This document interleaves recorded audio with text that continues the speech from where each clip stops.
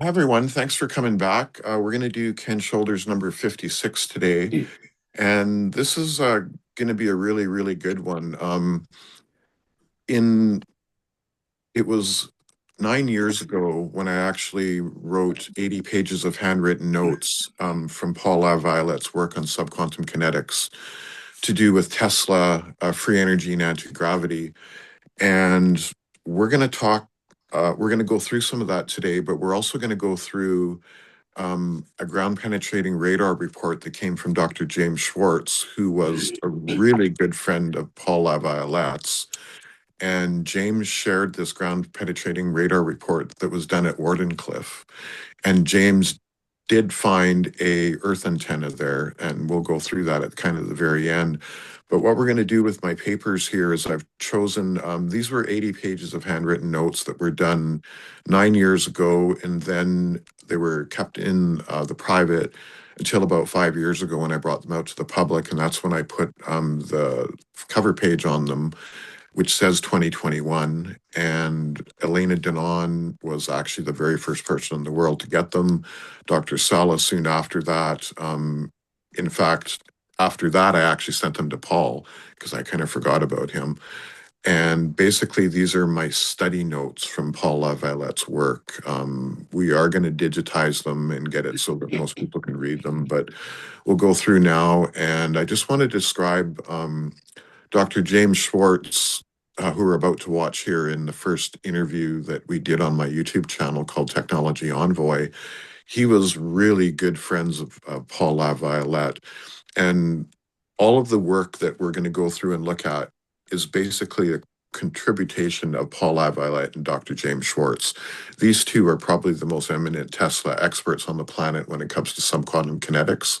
And they were very, very, very good friends. In fact, I inevitably told James that Paul had passed away. He didn't know. And I didn't know that he was good friends with Paul either. So there's lots of cool stuff that happened. But what we're about to watch is Dr. James Schwartz is probably the greatest humanitarian on the planet because of what I'm about to show you and other things as well, but this especially. So let's have a look at this on my YouTube channel, Brandon, and then we'll get Chip to start reading through some of the stuff.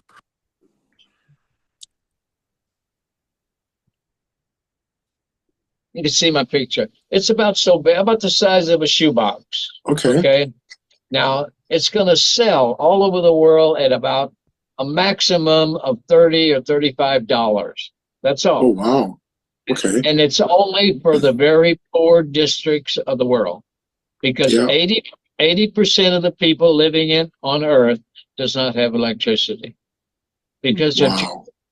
okay. Wow. So now they can have one of these. Now it'll only put out 300 watts.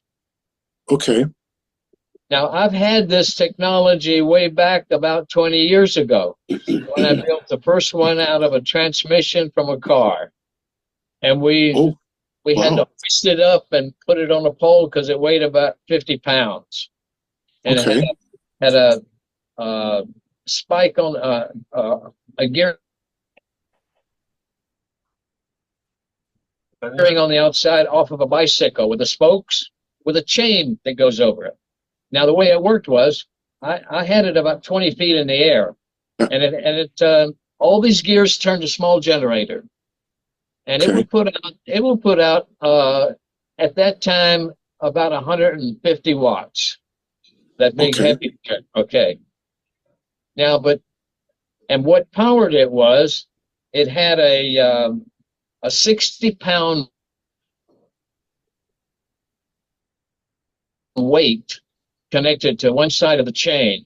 You pull the weight up to the top, and when you let it down, as it goes down slowly, it generates electricity.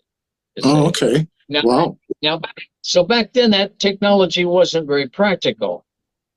But here, as soon as LED came out, that made a big change in it right there. Right. Now you can light up your whole house with a lot less than 300 watts on our house with small LED lights. Okay. Yeah. And they give off just as much light as a regular bulb does. So you see, that's how we're going to give poor people electricity. That's amazing. Yeah. Uh, Now, we had a think tank study of this, and one of the first things that came up is if these people are so poor they can't afford electricity, how are they going to afford to buy one for $35? Well, Right. uh, I visited the Philippine poor areas, India, and lots of other countries.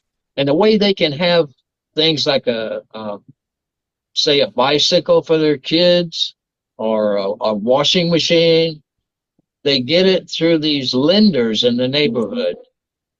See, a lender will come to your house. He will deliver that $35 generator to you and even hang it up for you. Okay. And you pay him so much every month. Okay. Okay. Maybe only $1 or $2. But Sure. instead of $35, they wind up paying about $85 for it. You see. Right. Yeah. Okay, but they can still have electricity, you see, and Exactly. they can Yeah. afford that. So that's going to be my gift to the world. That is amazing. Full generators. All right, Brendan, thank you. So we're going to start going through some of the papers. And one of the other things I wanted to say about Dr. James Schwartz is, and it's actually in this interview, which is on my YouTube channel. It's the second one that I ever posted. So if you scroll right to the very bottom, you'll find that. This is just a short clip from it. James went to Wardenclyffe and he used ground penetrating radar, and we're going to go through that report today. But the other thing that he did is he went to Colorado, and again, this is all in the interview. He talks about this. Using the ground penetrating radar 3 feet down in the ground, he found crates of Tesla's notes buried, and he still has those. The ones that weren't destroyed, because a lot of them were, the paper wasn't any good and all that kind of stuff. He still has the crates that were still good and whatnot.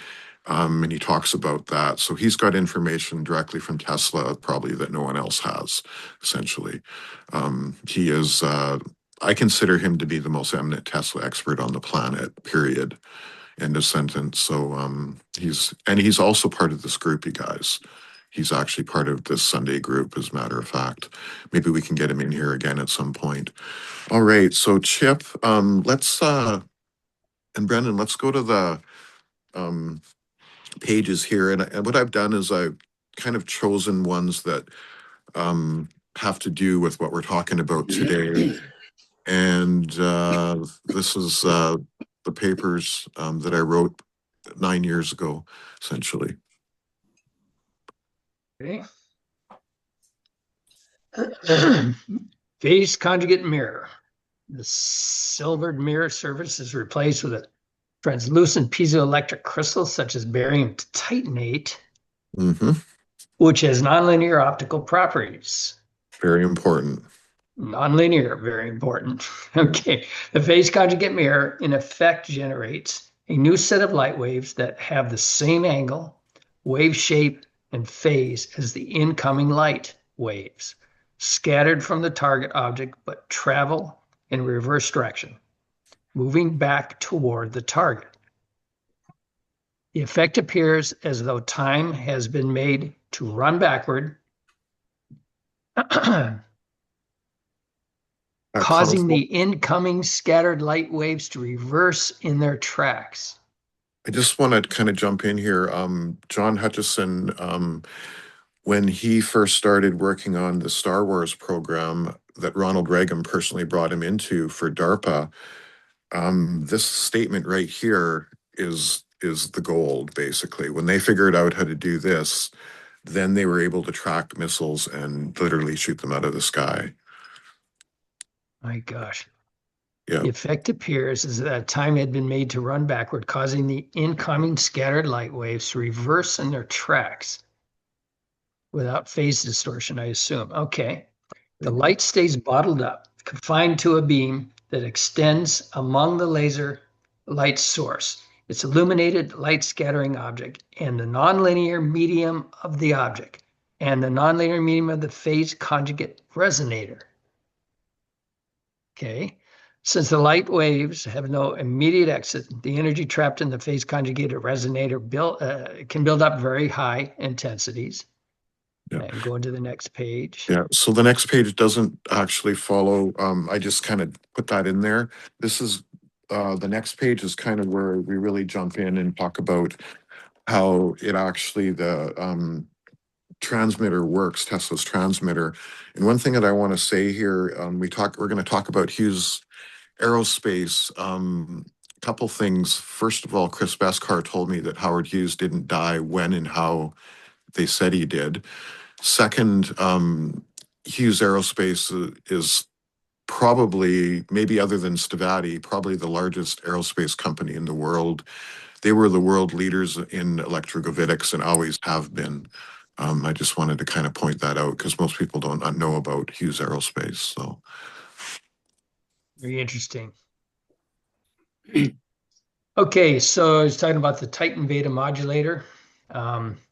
Unit power to 3.5 microsecond pulses at a rate of 180 pulses per second. Hughes aircraft are the world leaders in electrogravitics.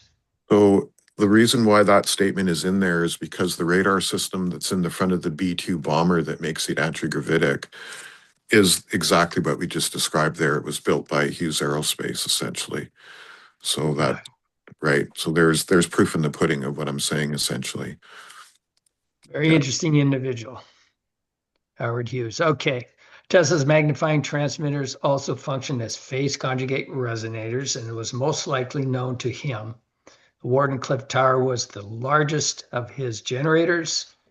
The central part of the resonator consisted of a large flat spiral coil mounted horizontally and shielded with a 68 foot. 68-foot diameter mushroom shape and a dome electrode. This whole structure being perched 187 feet above the ground, the top of a wooden tower. The center of the coil was electrically connected to the dome electrode to form a resonator. Power inductive supplied to the coil would surge in the resonance between the coil and the dome electrode, pulsing the dome with extremely high voltage. The dome electrode consists of a honeycomb array of 1 foot diameter parabolic shells, whose small corrective radii facilitated ionization of the surrounding atmosphere. Yeah, that's important. All right, on the next page. Thus, when electrified, the entire dome would have been enveloped in an ion halo. All right. The nitric oxide gases that would have formed in this halo have electrical properties that are very nonlinear and would have served as the ideal phase conjugating medium. There's the magic right there, you guys. No kidding. Huge clue. I'm going to reread that one. The nitric oxide gases that would have formed in the halo above the electric properties that gave very nonlinear and would have served as the ideal phase conjugating medium. We may deduce then that this ion halo would have phase conjugated the tower's resonant oscillations, allowing it to function as a phase conjugate resonator in its entirety, the whole damn thing, to generate field powers far in excess of the power used to run it. The whole thing is resonating. Wow. Since the dome electrode would have been radiating longitudinal waves to the Earth's ionosphere, an immense soliton would have formed between the halo and the ionosphere. And since the halo would have phase conjugated, the waves would return from, roll down just a little bit. phase conjugated waves would have returning from the ionosphere. The tower returning in have been able to draw an energy cohered from a vast region of space. The tower would This, have been able to draw on energy cohered yes, from a vast region of space. So OMG, what's yes, that basically, stand for? he's OMG? using OMG. oh Yeah, my God, he's using a soliton essentially and phase conjugation to create over unity, but he's drawing it directly from the environment because of the gas that he's producing. It's brilliant, right? fusing the entire, going all the way to the ionosphere. Yep. Holy Jesus. Okay, this is where it gets a little wild. So if you have problems, see my handwriting's getting worse. Eddie, why don't you read it? I mean, If he can read his own handwriting, I can't read um, my handwriting. I'll well, give it a shot here. yeah, and I'll jump in. You All just right, have to kind of go with the flow of like the waves because that's what's going on. It's wavy, right? yeah, exactly. Wouldn't those Word Deconvolve documents, the digitized versions, be easier? Yeah, but I Or haven't are they actually not gone through accurate? them. I haven't gone through them to double check them yet, Jeff. Jeff is actually Okay. helping me digitize this because eventually this is going to go in a book. But yeah, I haven't had a chance to go through them yet, Jeff. So we'll just have to. So go ahead, Chip, and if you, I'll help. Okay, These very good. magnifying transmitter. Magnifying transmitter, yes. These magnifying transmitter emitted a repeating series of very high voltage Shock fronts. shock fronts. Yes, okay. From their dome-shaped So, electrode. Their Yeah, electric profile saw was sawtooth, sawtooth shaped. Yeah, yes, sawtooth shaped, unified, a very sharp rise or with created something sorry, with, yeah, with with a a very very sharp sharp, rise. Yeah, yeah, in the potential and a subsequent uh, subsequent um field field. more gravitational decay, and the uh, field was decaying longitudinally in the direction of the wave propagation. Okay. yeah, All right, makes sense. A classic primary longitudinal wave when propagation. operating. Yeah. Okay, so gravitational then separating, would gravitational then separating is transformed potentials approaching, build up an immense field potentials approaching 100 million volts. As a result, the cumulative effect of the repeating pulse cycles. yep, My God, this thing's huge. The yep. progressive amplification of these phase conjugated waves is an example of what we earlier referred to as the field-induced soliton phenomenon. The Okay, high that's voltage sorry to stop you there, Chip, but that field-induced soliton phenomenon is what the aerospace engineers call all of this field-induced soliton. phenomena. But Yeah, the soliton is acting as a waveguide, I suspect, also very interesting. There's a cause and effect here, but it may be a closed loop. The high voltage that accumulated. accumulated as a result of the repeating waves would have been apparent as a glowing luminescence. Tesla radiant energy effects grow with time. The radiant electric effects were additive and And cumulative. cumulative, yeah. Very interesting. Resonance. And then Huh. The permalloy, what is that? Permalloy. Permalloy, yeah. Permalloy. it's a type of Permalloy, core. It's a type of yeah. transformer core, right? All right, the permalloy strips produced a series of impedance discontinuities that formed current-dependent electromagnetic grading, a electromagnetic grading pattern along the waveguide. Yep. The grading modulated the surface condition of the waves in such a way that it would reflect them back as phase conjugated waves. Tesla had also discovered the secret of making coherent spark discharge characterizations by negative resonance. Resistance. Resistance, yes. He once commented that this is working properly. It would be noisy to be efficient, short, blah, blah, blah. It should sing. It should sing to be Yeah, it coherent, should sing, right? i.e. coherent. Yeah. So he's mixing some negative energy here, creating it. It's all about negative energy, essentially. Yeah, allowing it to resonate, allowing it's still self-correcting. It's self-assembling, but self-correcting. Thank you, Source. So this is actually the very, very last page of my of these notes, page 80, essentially. And that's where there's a little thing at the bottom there, Brendan, if you don't mind. All right, fine. We have the technology to save this planet now. And this was 9 years ago when I did this, basically. So we definitely How have it. many years ago, Eddie? 9 years ago. 9 years ago, yeah. It went into the public in 2021 with Elena that was a year before we started Model G Group, a year before it. Oh, that's interesting in itself, yeah. You say it was February you did it? I think it was right about this time of year, March, about a year February, March. I started the Model G Group after I sent an email to Paul in February 2018. Wow. So this was 1 year earlier, I believe. I think it was in 2017. Did anybody take pictures of the Wardenclyffe Tower in operation? I mean, did he actually get this to work? Oh, yeah.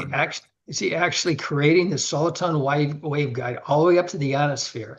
Yeah, and what stable scalar system resonating in between? What we're about to go through here, this is actually the Wardenclyffe ground penetrating radar report that I got directly from Dr.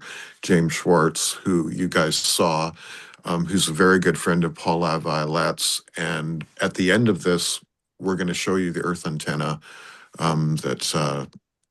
This is really awesome stuff. And again, he went to Colorado with the same ground penetrating radar and found crates of Tesla's notes in the ground. Check out that interview with Dr. James Schwartz and Carmen. She's on the interview as well, too. Yeah. So are those notes digitized anywhere? Jeff is actually helping me do that, but I haven't gone through to proofread them yet. So I'm talking about the stuff dug up. Oh no, we're still working on him with that. I think I don't know about that. We did ask a bunch of questions. If you watch the interview, you'll see me, Carmen, and Legia basically working hard on him to try and get that to the public, and maybe that will happen at one point. Other thing I want to talk about is James Schwartz.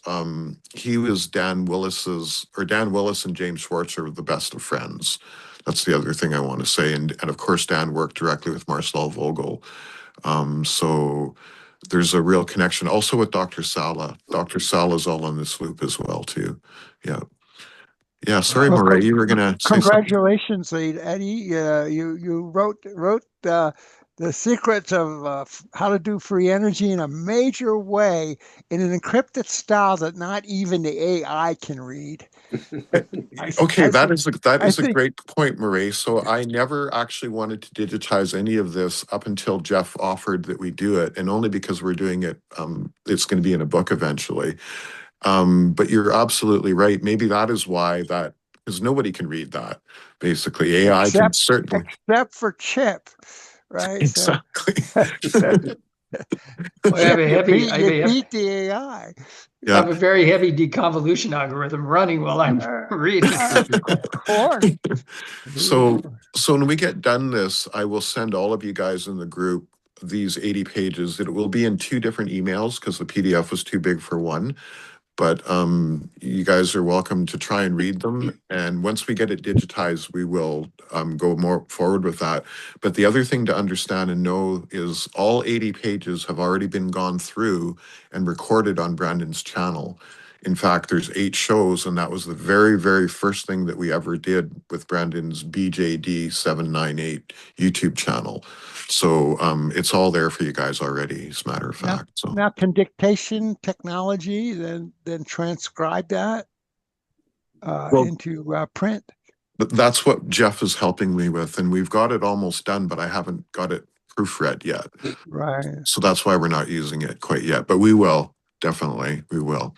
Yeah, there's a lot of good stuff in there, and it's all from Paul LaViolette. It's not got anything to do with me. I'm just the messenger, basically, here. Yeah. All Do we right. want to read some What more caused here? your Yeah, your yeah, go ahead. paralysis? I guess I was curious about your paralysis. I think you mentioned it in an earlier I had 2 presentation. large chunks of my L2 disc broke off and hit my spinal cord. Ooh. Yeah. Okay. That's because he was hanging around John Hutchins at the lab too long. Actually, didn't know John back then. Not personally, anyways. That's funny. John got him levitated and dropped him a little too hard. Well, All right, this sure. this paper is from the Noah's Ark Research Foundation, September 2006, titled "The Wardenclyffe Research Study and Radar Report."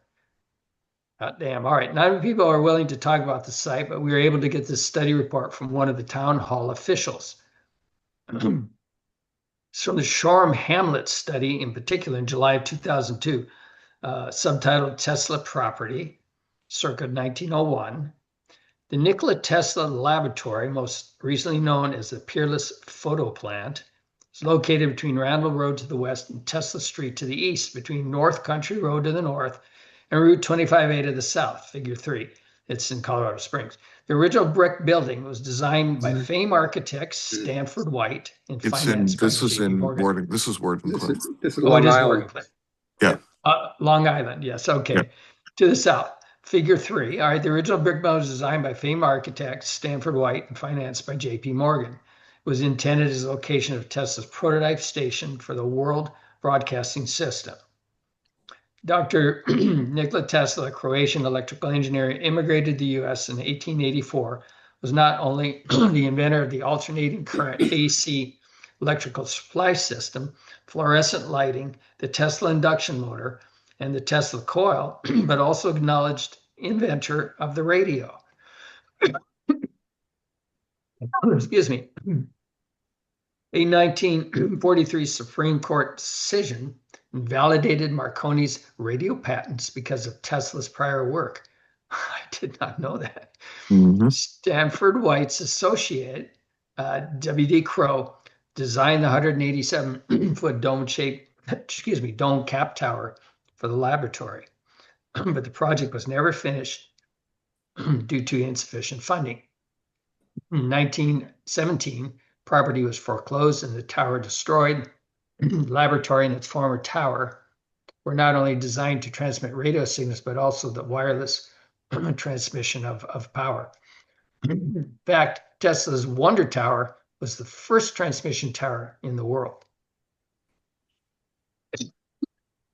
During the remainder of the 20th century, the Tesla property was used for a variety of industrial activities, most recently for the preparation of photographic emulsions. Significant soil contamination has occurred as a result. Access to the property is currently controlled by a security guard. Any future use awaits final cleanup of this contamination. Property is currently zoned L3 Industry Planned Industrial Park, although this zoning category requires 3-acre lots. Industrial zoning is inappropriate for this area. We recommend that the town rezone it to A2 residential as a protective measure. Following the cleanup release of the site, the parcel should be developed to include a cultural center and science museum, the former Tesla laboratory. The remainder of the property should be used for attached single-family homes or owner-occupied condos. This proposal is discussed in greater detail. Terrestrial resources. Yep. You know, the rest of this stuff is really of no interest to us. It's local politics. It sounds like it, yeah. Yeah, but it's going to go into the report here, you guys. Well, can we skip ahead? Yeah. I can just put it up, and people can read it if they want from the screen. Well, scanned. we should read the report because that's Right. why I brought this all up here. So Yeah, yeah. keep going. Keep going. All right. Yeah, I will skip lightly a little bit if we can. Helen. Yeah, All right. we didn't need to go through this part of it, but the soil. Right. So I'll just well- kind of paraphrase. If I can just summarize a little bit as I'm reading ahead a little bit. Second, known area of soil contamination associated with the photo plant. 16-acre site used for preparation, photographic emulsions. Discharged wastewater was involved in the site recharge. It resulted in a number of environmental issues. Contamination in groundwater detected during investigation, identified by New York City Hazardous Waste.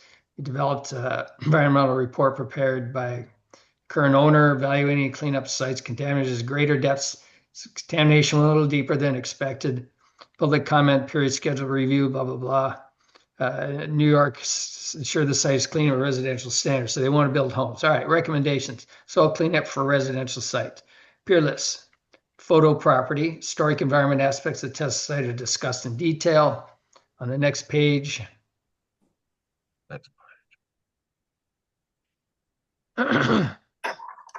see what we got here. Okay, that's all zoning, so we don't have to go through that. All right.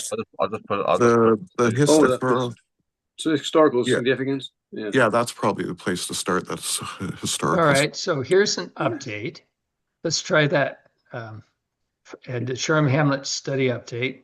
Changes since the Hamlet study. This is still talking about zoning and residential issues. I'm down to the second paragraph. In addition to recent upzoning completed, preparation proposed remedial action site prep meets the Hamlet study. According to this all Hamlet study, town should reconsider creating a new zoning district. Permitted uses include schools, cultural center, public, all right, because of its location.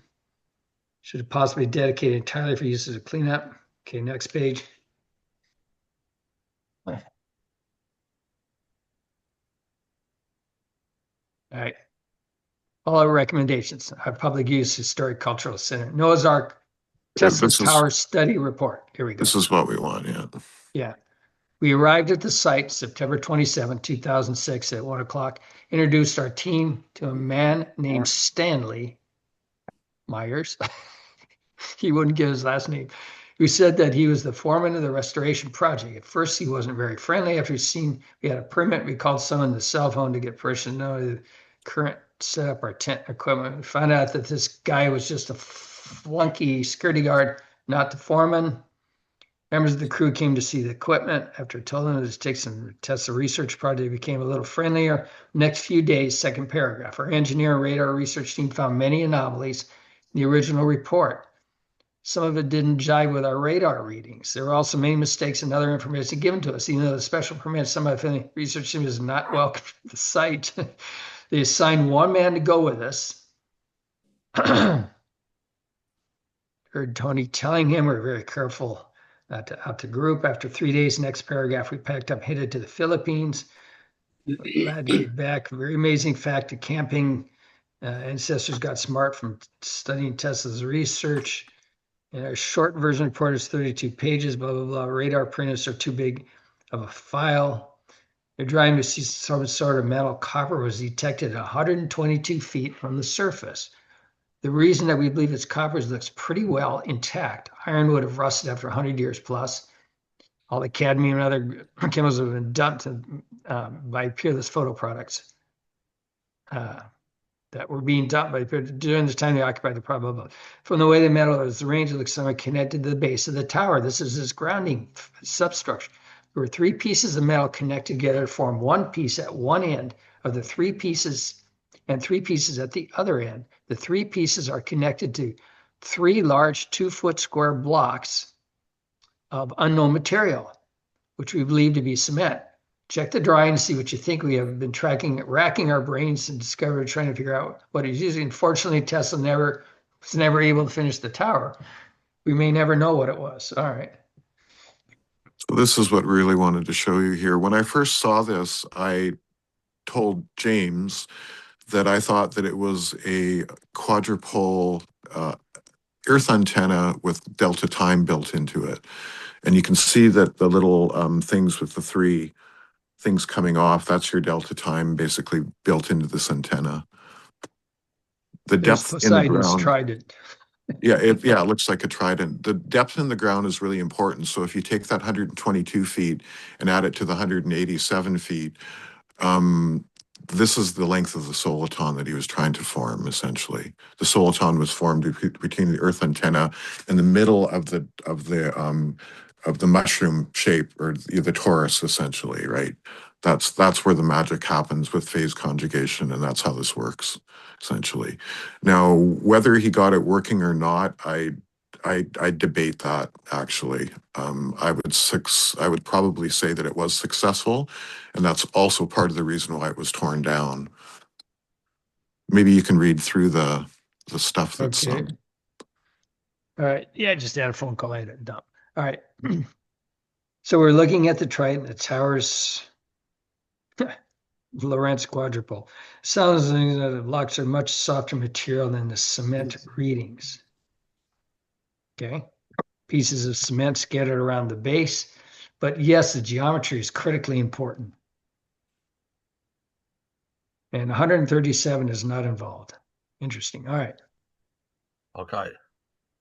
so That's it. actually read the thing at the top there too. We're fairly sure that Tesla was planning on connecting all four sections to form an Earth antenna. Yes. Yeah.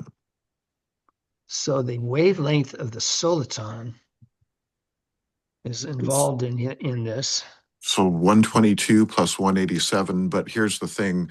Over 100 years, there could have been some difference in the ground depth because of, just dirt, essentially. So the number might not be exactly perfect, but if we use that number, now we can go back and do the math and realize that it was this giant soliton that he was trying to recreate and phase conjugate, basically, right?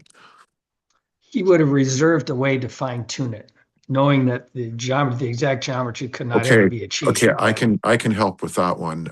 Actually, what he did is he had tanks of seawater, and these tanks of seawater have a certain capacitance to them. So when he's tuning his circuit, because it does have to be tuned, he's actually lowering and raising the amount of seawater that are in these tanks, which is basically his capacitor portion of all of this, essentially. So I can attest to how he did that, essentially. I've seen photos and videos of his secret laboratories, because he had multiple secret laboratories as well. One of them was at the top of the Waldorf Astoria, and I actually have seen videos of that, including the ground connection to the Earth antenna, because I think it's the Waldorf Astoria, is basically like Wardenclyffe, but it's on steroids. So his research did carry on, and they did build it as a hotel, but it was actually all wrapped around. It's kind of like the Philadelphia experiment. They built the project and then built the ship around it, or in this case, the building around it. His laboratories are upstairs, and I've even seen the connections that go down to this the soliton connection, essentially, to the Earth ground, or the Earth antenna. The Earth ground is not a great word. Earth antenna is a better word for that. So yeah. Lots of cool stuff, definitely. It'd be really cool to get James in the group here to talk again, especially about his flex power generator, because that's something that he didn't show you that's in that interview.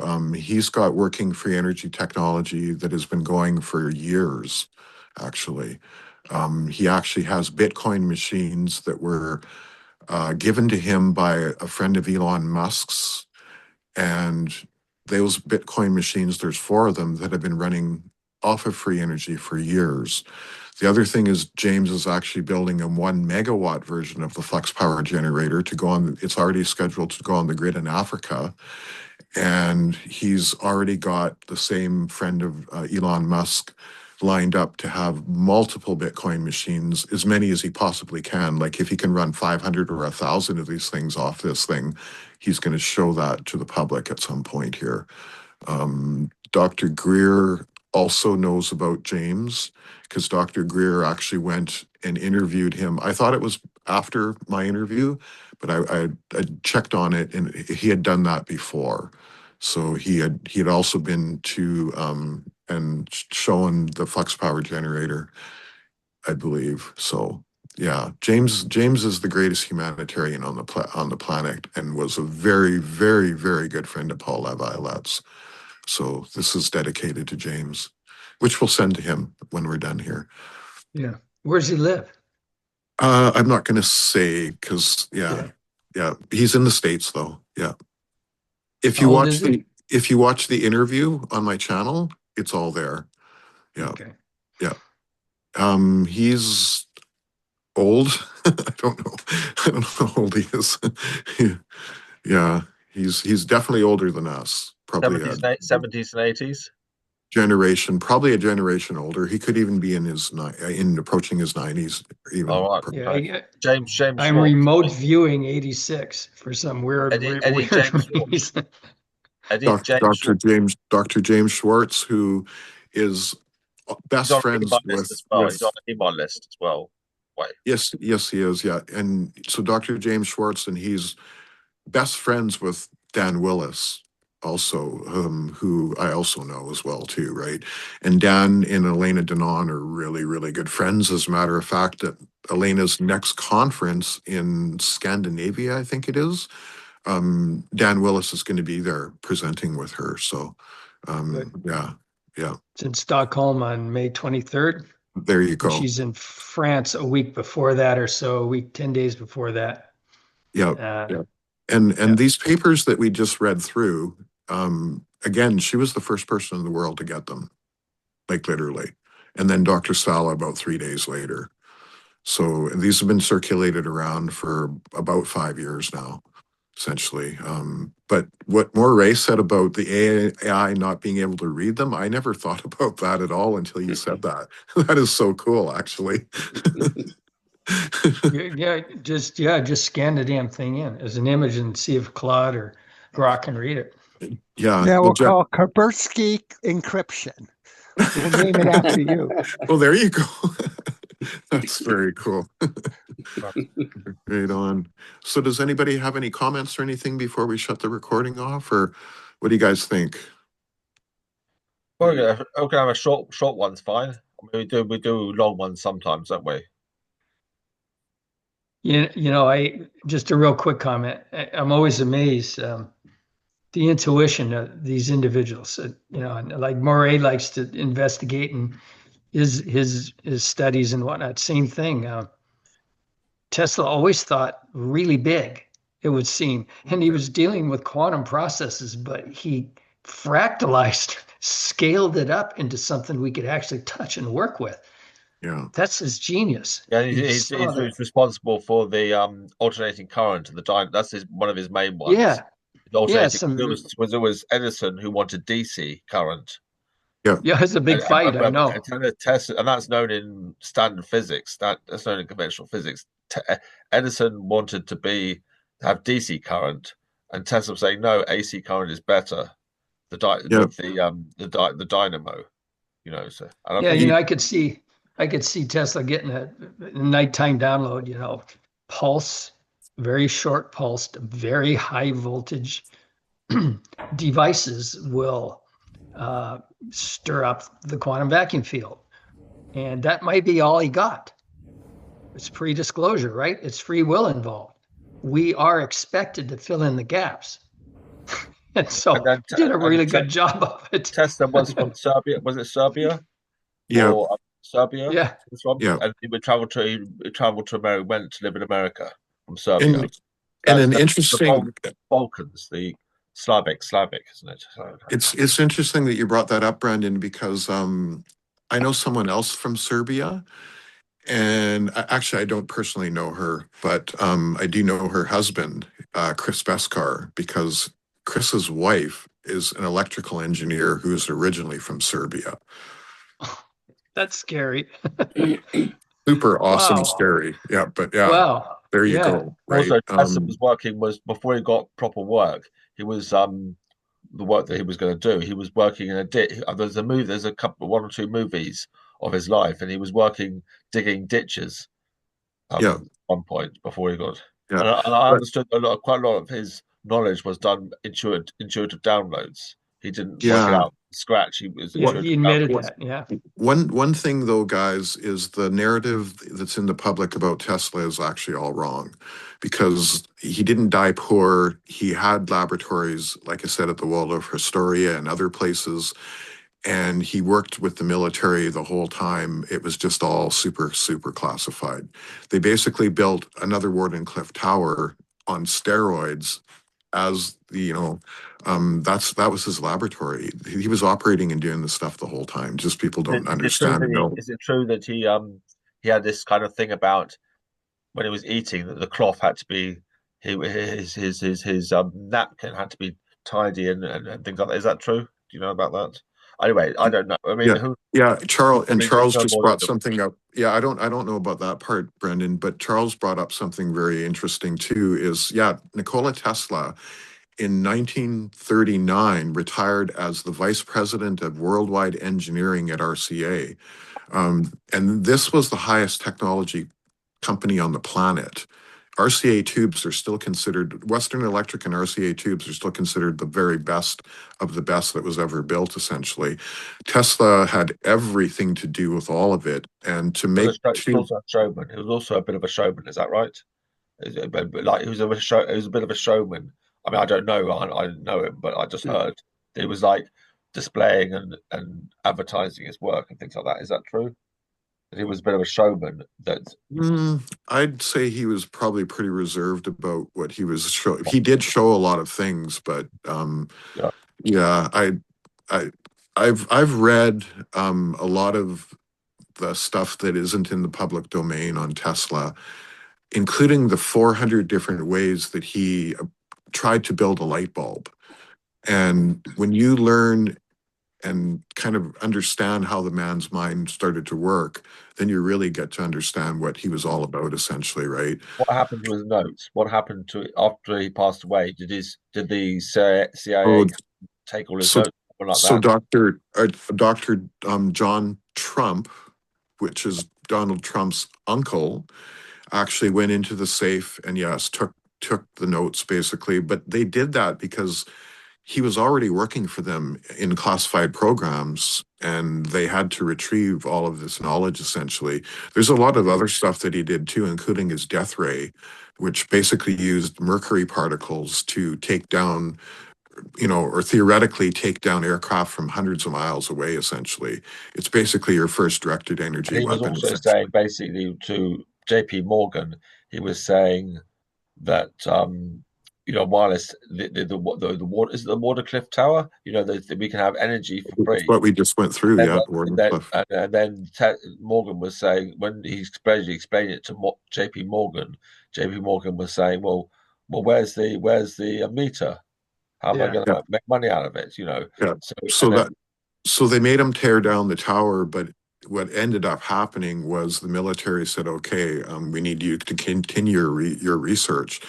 Just like Tesla actually was part of the Philadelphia experiment. He ran the project at the very beginning as well, too, right? yeah. Einstein worked with Tesla. He didn't run the project. No, it's Nikola Tesla, Tesla ran the project. Brown, Tesla, and Einstein. So Brown, Tesla, and Einstein working on the Philadelphia experiment. Is that right? Yeah, and Dr. John Van Neumann, if I'm Neumann. saying John Van. Neumann. Is that von Yeah, Neumann? He was the yeah. top mathematician. He was like, I think he was thought of as probably one of the top mathematicians of the world, von Neumann. Is that right? Mm-hmm. Yeah. Yeah. Mm-hmm. Germans had a hammerlock on that with Minkowski and all those guys. Jesus. Yeah, yeah. So on my channel, I've been going through the Philadelphia experiment and Al Bielek, because Al Bielek worked directly with Nikola Tesla and Einstein and all of these guys on the Philadelphia experiment. Plus, he actually worked on the Manhattan Project as well. A lot of people don't know that. He was also part of that for a little bit as well. And again, you guys met him. John Hutchison told me that Al Bielek used to call him on the phone all the time. Like that was really cool. And Alan, you've met him before, right? Oh yeah, many times. Mostly at USPA conferences over the years.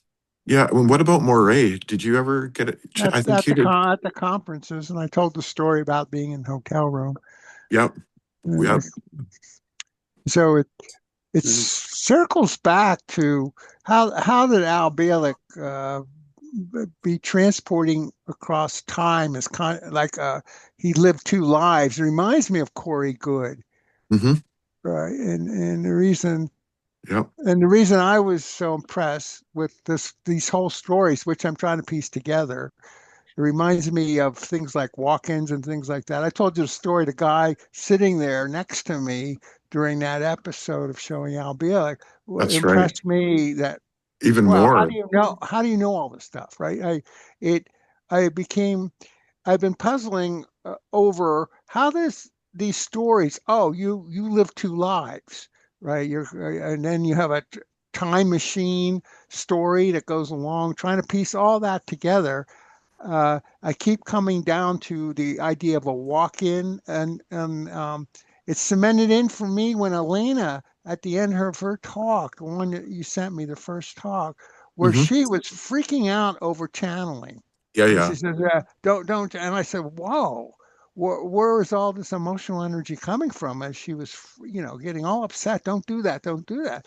And then I was just piecing together the consciousness ideas that the consciousness itself obviously is not centered on the brain. We have souls and all that. So it kind of makes sense about spiritual entities, and is it possible for someone to then invite a walk in and participate?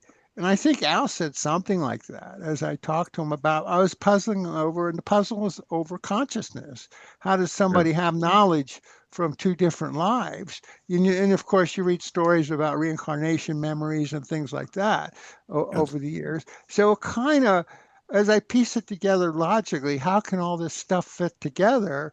I would take a consciousness of another entity being shared in your mind with you over, oh, we had time travel technology, which the time travel technology belongs way Well, advanced, but aliens is, I'm I don't I'm know if we have it. Well, I mean, we're touching on I'm it when we about do the Philadelphia experiment, and we don't, I'm we're flailing at it, right? Moray, Anyway, I'm about to stop you in your tracks because especially with my friend Rebecca Rose, they use 20 and back technology, which is time travel technology.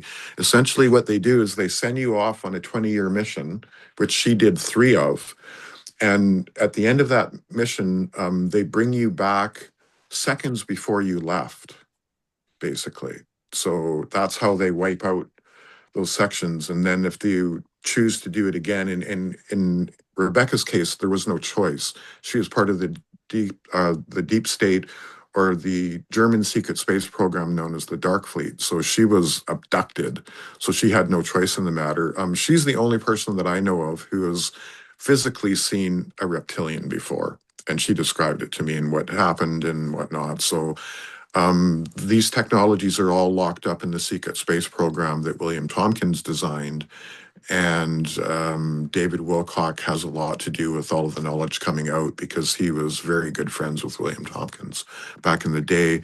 Plus, Frank Chili brought William Tompkins to the public. And of course, I know Frank Chili. I actually have had contact with 6 people that knew Tompkins personally.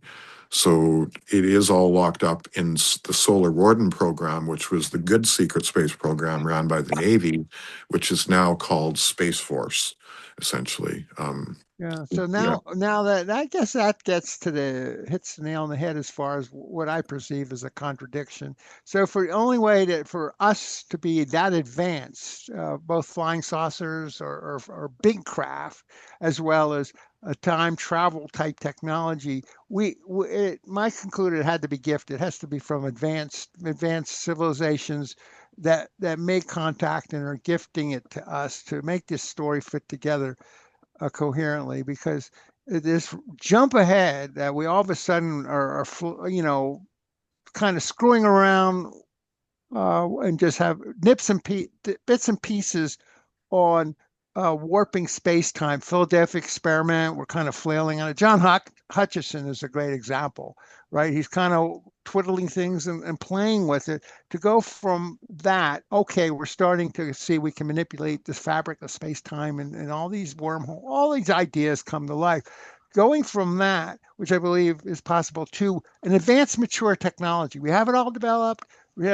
It means an advanced civilization, millions of years ahead, who knows, is contacting us and giving us this technology, and that's why we have it. So it's a Yeah. contradiction that we have super advanced stuff that's so secret, and So that I Moray, don't think we developed it. I think that it's is, gifted.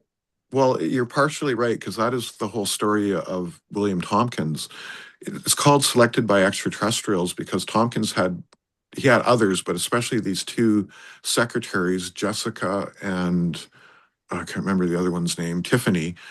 And these two were basically gifting technology to mankind and humanity. And he was the one that was kind of the conduit for it all. And he's also the one that developed the secret space program called Solar Warden and all of the craft that are built in the classified programs and so on and so forth. When you read through, I know that you've got his books. When you start reading through, you're going to be. I don't have his books. Oh, I thought you were William going to Tom. get them. Yeah, you should. Well, I have so many books piled up that I still need to read. I haven't. You should check I check still do a his day out. job, and so at a Yeah, small company, so I don't. yeah, I haven't have. Well, I'm intrigued by the William Thompson book because they keep coming back to him as the source of, okay, how do we know all this stuff? And it's him, and or Corey Good, right? Sala was very impressed with Corey Good. yeah. So so I was there we actually, have it. I'm concluding it's minds, right? yeah, You're concluding it's a technology. Then I said, well, if you're right, then this has to be gifted technology because it's so far advanced to have any maturity on high travel control or anything else. yeah, It's way beyond our science. Um, so But I think, there's the puzzle, yeah, right? yeah. Uh, And you mentioned Corey Good. As a matter of fact, in August of 2021, David Wilcock invited me to Colorado to meet Corey Good and to be part of a seminar there with him. But I couldn't travel because my spinal cord surgery was just months, or yeah, not even a month before that, essentially. So yeah, Corey's pretty interesting. Corey's story also leads back to 20 and backs as well. So if you learn the technology of the 20 and back, now you understand more about that. And David Wilcock and Corey Good were good friends. Some things happened through Gaia and some of the other things that were occurred. So there's kind of a split there, but they were really good friends. Yeah, definitely. Right. In And fact, I've that's had where I contact learned of with. them. I Yeah, think it was one of David Wilcock's either books yep, or video or something that, okay, he's really believing Corey Good. Sala's believing Corey Good. And now I'm stuck with we either have super advanced technology or we have the phenomena of the mind, walk-ins, all the fact that it's a memory and channeling and all these other things. So we're stuck with those two things, those two possibilities. I mean, I haven't concluded what's true. I'm just connecting dots, yep, right? It's so much easier to say, okay, that that it's our minds are experiencing this, and we're essentially channeling or walk-ins, or all the other ways of communicating where mind-to-mind communication occurs. That's one hypothesis on that side. The other side is, oh, we have all this advanced technology, same old, right? We've been time traveling, and that one's hard to believe that humanity has that. That's my belief. It's just a belief thing. I don't believe we have it that advanced. And then, but if I'm wrong and we do have it that advanced, that means somebody had to give it to us to accelerate us ahead thousands of years, rather than we gradually learn to do it. I think it's like a combination of both things. It's like we've been influenced, and special individuals like William Tompkins and that, and his hmm secretaries, if they were really extraterrestrials, they put things in his head and said, "Oh, build your engine this way," and did that. So a lot of it was sort exactly. of downloads without them directly saying, "Look, here's the engine. Here's how you build it," kind of thing. Yeah. Exactly. Yeah, because that's what Tompkins said is that they would put these thoughts and they would flash all at once into it, much like when Tesla saw stuff, he would have Yeah. like a thought flash, and then he would have everything right down to the finest detail. William Tompkins was much the same. And yeah, it is all locked up in classified programs, but we have been gifted also, yes, as the Germans did as well, too, you guys. When we talk about the German secret space program, we need to realize that it was the Greys and the Draco who gifted actual spacecraft to the Germans. And in August of 1942, they were the first to be on the moon. Um, the other thing that they did is they converted submarines to anti-gravity, and those were actually the first spacecraft that the US and the Germans probably possibly used as well, because the submarine has everything a man needs to stay alive in, essentially. And once you can just float it out to space and control it, there's no problem.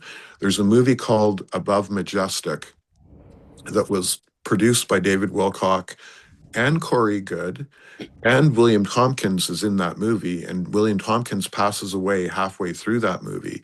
I highly, highly, highly recommend that you guys watch it. I Can you think send it's out the link? Just I, send us the link. I'll do that. Gonna, Yeah, I think I've got it in my playlist. But I send will. the email thing. Yeah, I'll prepare a good email today with a bunch of stuff, including my papers. And we'll send that off to you guys as well too. So yeah, for sure. Okay, Yeah, and well, like, and you quote that number, 2,996 flying saucers, and I go on, that's 3,000, right? Why they stop? Why yes, they that stop number. four short? I chuckle over that. Oh yeah, we had the other four, but they kind of broke. But well, the disconnect is one thing to have channeled ideas and everything else. It's a whole other thing to mature technology. Yeah, I just happened to be in chapter in Sal's book about the German secret space program, and that seems realistic to me. Are futzing along, just learning to do the technology, having crashing, very crude. It's kind of beginner stuff, like right, so and But they were, and that's what they, so it's yeah, go it's ahead, they been were well Charles. hidden. playing with. Go ahead. I'm sorry. Oh no, I think it's been well hidden. It's interesting that Corey Good came out with all this information, and then what did he say in court that he made it all up? But Yeah. I think the whole thing was basically an operation that he touched on all the important things they'd like to keep hidden, and then when he did that, he's able to copyright it, and I Yeah. guess Gaia won't be able to use it in So federal like court. disinformation, sort of like just Yeah, to sort of muddy the waters. There, and it's I interesting too. Look That's at the the only way they can resemblance control it. between. That's the only way they can keep it hidden is they can't keep it hidden because the secrets get out quite easily. The only way they can do it is to do disinformation and ridicule. Right, So, exactly. because they can't hide it, so it's hiding in plain sight. So that, Discredit yeah, it. yeah, and you're right, Charles. I actually have a whole opinion about that because, believe it or not, I was part of the person or part of the process of drawing Corey Good out of all of what happened with Dr. Sala and David Wilcock and everything, because I'd have had contact with him as well. Um, we'll Yeah, get because he's into a that a Sal's little bit connection. more. He's got Yeah. to check on him for sure. I thought it was interesting the resemblance between Corey Good and Martin Bormann. Oh, yeah. That's for sure. I don't know Another why, idea. but he's very Yeah, similar. another idea in the fray, which is part of the consciousness, is parallel universes idea. Parallel universes, Hmm. right? That's all part of the quantum physics, many worlds interpretation, and it's the only way that you can make time travel self-consistent logically. You have the time paradox if you only have one universe. So all this. That's part of the debate, so to speak. That's okay. I believe the parallel universes exist. Therefore, there can be consciousness, living lives in parallel universes. Now we have a consciousness connection. Yeah. And do Yeah. we actually have this technology? And then we have us human ways of working crudely with the technology, which is believable, like the electrogravitics. Yeah, you're gonna propel the craft. Is it anti-gravity, ion, wind propulsion? Right. But it was all very crude when we play around with it. And then you leap, and then the other side, it's all very advanced, already have it done like a million years ahead or whatever.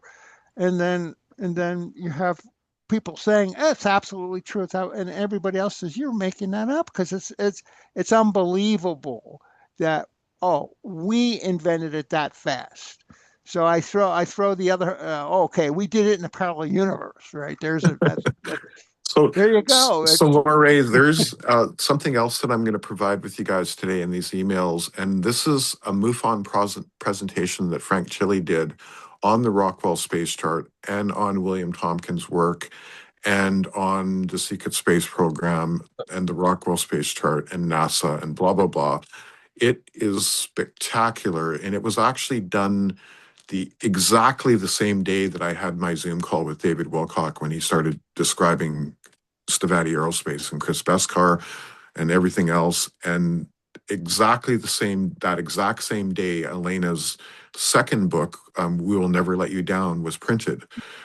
Frank did the presentation on October 30th of 2021, and October 31st of 2021 is when I had posted the theory of anti-gravity on the Stavati and David Wilcock site, according to Paul Laviolette's work, and it ended up oddly number 51, which is interesting because we know the story of Stavati Aerospace and Area 51 and Chris Beskar and so on and so forth, including your friend, Pete Peterson. He was a huge part of all of this. Yeah, so there's lots of cool stuff, and it's neat that you knew him. I mean, this is Well, that's also part of, why I'm thinking it's a mind thing. I'm trying to piece this together. yeah. Logic. It's frankly, it sounds like a fantastic science fiction. It's unbelievable. Oh So yeah, it's easy beyond for belief. anyone beyond to dismiss it. It's just hallucinations I by think people. also, Yeah. one thing I was going to say is that even in conventional physics recently, is it true that they've teleported molecules in conventional physics? Yeah, Yeah. we're just starting to play with it, just Oh. starting to realize the higher dimensional stuff exists. Oh yeah, I So we're saw beginners at it, right? Yeah. I saw reports, military reports from DTIC, Defense Technology Information Center. They actually put this out years ago. I saw it. It was a report. I think it was China or somewhere in Asia, maybe Korea, where they had teleported living insects. Yeah. And this was a report written by a staff military Mosquito staff. abatement. Do you say teleported living insects? Yes. Yeah. That takes care of the mosquito problem. In a mainstream paper, or was it No. This was a declassified, believe it or not, military report. Yeah. On the government, the military's own site, DTIC, DTIC. Well, even the government has admitted that UAPs exist. The US government has admitted that UAPs exist. They're just saying they don't know what they are, and they're investigating. So you guys, 2017 New York Times admitted that before they would say they would just say, oh, you're hallucinating, or you're seeing a weather balloon, or you just don't take it seriously. So you guys, there is a classified teleportation project that was run by the US government called Project Pegasus. And my father's good friend, Peter Panic, actually worked on that project back in the day. Andrew Vasiago's a lawyer who lives in Washington State, and his father was the chief engineer of the project. There's some great interviews on Dr. Sala's channel. There's actually a playlist on my channel about teleportation that talks about this project. I've tried to get a hold of Andrew Vasiago and actually get him in the group or have some kind of interview with him. And I have had no success yet, but I'd still like to be able to do that. This project, Andrew Vasiago himself was taken by his father through the porthole, which is like a Stargate, basically. And the reason why he did it was to show that it was safe. If he was going to take his 10-year-old son or however old he was through there, it proved that this thing was safe for the military and everyone else to use it. Now, the other thing is my friend Rebecca Rose, who has done 20 in backs and was part of the German secret space program. She ran the jump gate, which is the same thing I'm talking about here, from Delsey, New Mexico to the moon. But she did it for the Dark Fleet, for the German secret space program, because of her psychic abilities. These technologies are actually out there and being used in classified programs, essentially, right? That's what I can tell you from experience with these people directly. And it's plausible that advanced civilizations have it, and therefore it's plausible they're gifting it, right? Yep. A And friend, then, a friend of mine Shakti is told me about all over Europe there are these subterranean rooms you can go in, and you go through a passage and a doorway, and you're 30 miles away, and you can jump Yep. around.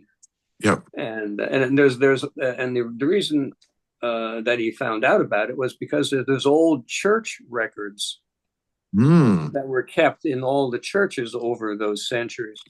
Yep. Yep. And Definitely. they talked about it.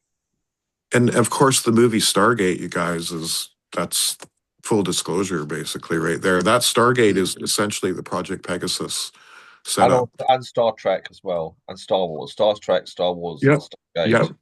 Yep. Absolutely. Yeah, we should probably stop the recording at some point here too, Brendan. I think we forgot. Lots of Okay. good stuff, though. Thank you. now they know. Everyone now knows. Exactly. They teleported insects. Because once the recording stops, I'll explain a bit more about why I'm a teleportation expert. Okay, thank you, everyone. I hope you have a wonderful rest of the day. Cheers. Take care. Bye.